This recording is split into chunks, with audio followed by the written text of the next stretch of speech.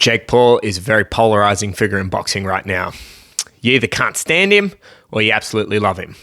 I'm probably more in the camp of I can't stand him. I can't stand discussing him. However, I've had some moments where I've looked at it objectively and I think he actually is good for boxing. So first of all, when there's more eyes on boxing, that's only a good thing. It's not like people are watching his fights instead of other fights. It's as well as. So we're watching Jake Paul fights, and then maybe they're watching other fights when they'd be watching no fights at all. So that's great. Now, under the surface, he's done a lot for the boxing community. He renovates a lot of gyms. He's involved in the USA boxing program, which they're planning to outreach to thousands of gyms, and he does a lot for women's boxing. So they're obviously great things. So let's look at his resume, though. And he gets a lot of criticism for his resume, and I'm one of those, but let's have a look at it actually.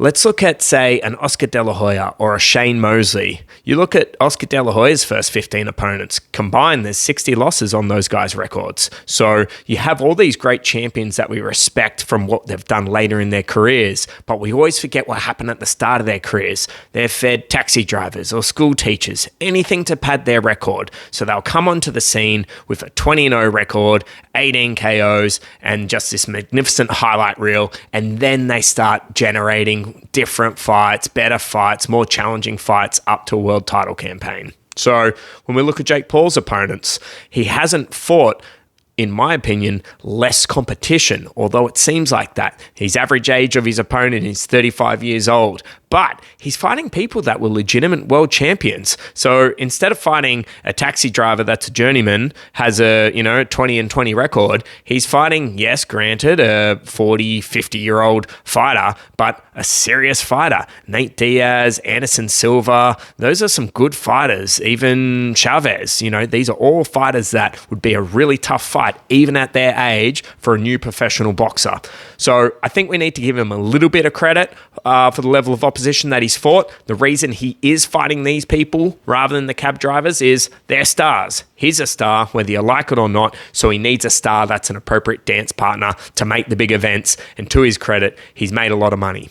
He's got a very real decision now. Props to him for fighting Joshua. I think that was a 20% version of Joshua. It was nice to see him go off script, as they say, and scored a big knockout on him. So now Jake Paul needs to ask himself, do I continue the service or do I try to be a proper boxer and get some proper fights under his belt? I think the time is now. If he wants to do that, we will see. But if you want to see coverage of, actual fights that you should be paying attention to, you can click on a recent video there. But otherwise, I'm doing fight coverage every week. I'm covering also general boxing topics, say like Zuffa. So if you're interested in seeing that, you can click subscribe to catch those. But I'm Matt with Taylor the Tape, and see you next time.